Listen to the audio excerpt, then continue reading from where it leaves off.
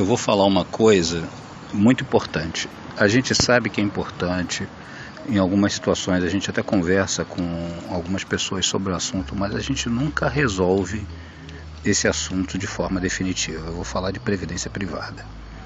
É interessante, né? Quando a gente pensa em previdência privada, a gente geralmente remete à aposentadoria, o que não está errado. Apesar da importância da aposentadoria, a previdência privada individual, ela pode ser e deve ser também aplicada para todos os membros da família. Então a gente poderia dividir assim a linha do tempo em 3 idades, como todos sabemos, né? Primeira idade, idade da maturidade, que seria a segunda idade, e a terceira idade, que é a idade já da pessoa mais adulta. Quando a gente está falando aqui da previdência privada, a gente está falando desses 3 momentos da vida da pessoa. Esse é um ponto. Outro ponto é que os valores envolvidos em previdência privada que a gente precisa economizar é um valor realmente pequeno. Pode ser, evidentemente, um valor alto. Estou falando aí de R$100 por mês, por exemplo, que você pode reservar para poder gerar sua base para lá na frente você exercer a sua aposentadoria, né, ou fazer o resgate, você ter uma renda fixa ou efetuar o resgate. Isso é um ponto. Outro ponto, quando a gente fala de previdência privada, geralmente a gente tem algumas palavras, alguns conceitos que no primeiro momento parecem complicados e difíceis, mas não são. A gente poderia dizer, por exemplo, de 7 coisas, mais ou menos, 7 conceitos: PGBL, VGBL, tabela progressiva, tabela regressiva, as taxas envolvidas nesse assunto, que eu diria que são 3 taxas básicas, que são a taxa de administração, carregamento e a taxa do rendimento, né, do seu valor que está depositado. Então, na verdade, são esses 7 pontos: PGBL, VGBL, tabela progressiva, tabela regressiva e as taxas. Eu posso explicar cada conceito desse, realmente é muito simples, né? A VGBL e PGBL, na verdade, são os 2 planos que você tem disponíveis para poder contratar, tá? Você pode contratar os 2 ou pode contratar somente um deles. Apesar de serem livres, você pode contratar qualquer um deles. Existem algumas regras muito fáceis de entender. Por que eu iria contratar um PGBL e por que eu iria contratar um VGBL? O PGBL é o plano indicado para as pessoas que são beneficiários do INSS, ou seja, contribuintes do INSS, pelo menos uma única vez. Tá? Se você já pagou o INSS, que fosse uma única vez, com vínculo empregatício ou não, tá? Você já poderia optar por esse plano de PGBL. Além disso, você também faria, se você faz uma declaração de imposto de renda, essa declaração é uma declaração completa. Não sei se você sabe que imposto de renda, você tem 2 formas de declarar o imposto de renda, né? Você preenche aquele formulário de ajuste do imposto de renda uma vez por ano e você, em princípio, você não vai se preocupando muito se vai ser completa ou simples. Em algum momento, quando você termina de fazer o seu preenchimento, tem lá a opção para você escolher se vai ser completa ou simples. E aí você testa as 2. Aquela que te dá mais vantagens, ou uma restituição, ou um valor menor a ser pago, é o que você vai escolher, tá? Portanto, se você costuma selecionar a completa, você deve escolher o plano PGBL. Se você escolhe a simples, ou se você também não faz a declaração de imposto de renda por o valor que você recebe, não precisar fazer essa declaração, você também vai para o VGBL. Então essa é o primeiro critério para você escolher o PGBL e o VGBL. Bem, existem vantagens relacionadas a um e vantagens relacionadas a outro.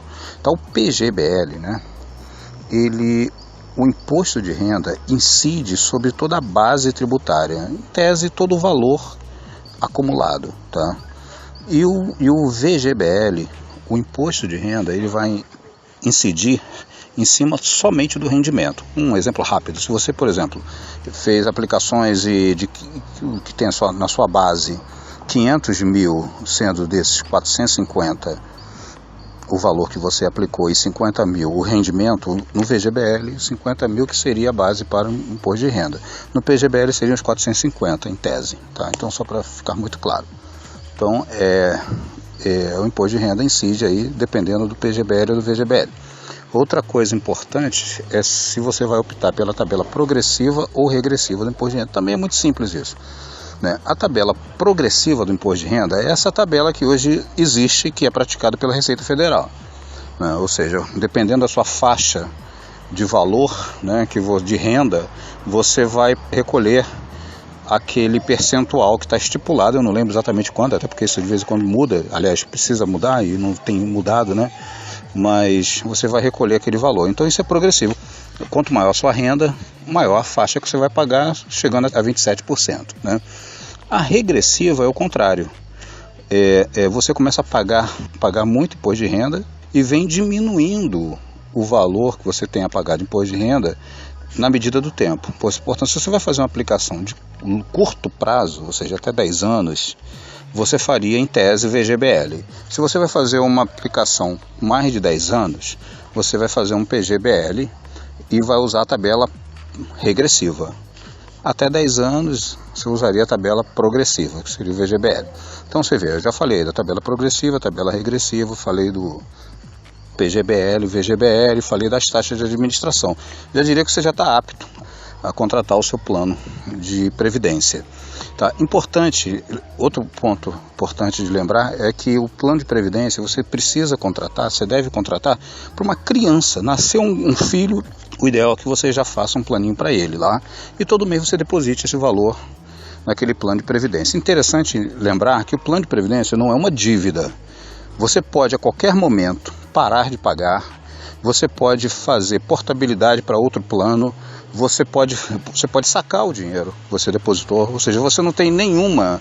Existe um prazozinho que é natural, tipo 60 dias, por exemplo, tá? Que você fez o depósito, tem que esperar para fazer o primeiro saque, por exemplo, tá? Mas a ideia da previdência privada não é você ficar sacando o valor, é você depositar e deixar o dinheiro render, tá? Bem, isso é uma outra pergunta. Como que esse dinheiro rende? Esse dinheiro rende em cima dos fundos de previdência que as operadoras, as empresas utilizam para poder fazer render o dinheiro, tá? Outra coisa, quando você vai realizar o valor do investimento que você fez, se você vai fazer um resgate ou se você vai usá-lo como renda mensal. Tem essas duas formas, você opta por isso lá na frente, tá? E aí existem vantagens e desvantagens, existem objetivos geralmente atrelados aos seus objetivos. Se for renda, você tem várias formas de exercer essa renda, pode ser vitalícia, por exemplo, pode ser por um tempo específico determinado, pode ser por um tempo, pode ser vitalícia mais ou menos enquanto você está vivo e você falecendo o cônjuge passar a receber, pode ser vitalícia, você falecendo o cônjuge receber e depois ele falecendo também o filho receber, ou seja, tem 5, 6 formas de você optar de como você quer receber essa renda mensal. Evidentemente que os valores mudam dependendo de alguns fatores aí, o tipo da renda que eu falei, né, o tempo que você vai receber, enfim. Outro aspecto importante é quanto ao imposto de renda, né? Imposto de renda, se a tabela é regressiva ou progressiva, ela também vai influenciar aí no imposto que você vai pagar enquanto estiver recebendo a renda.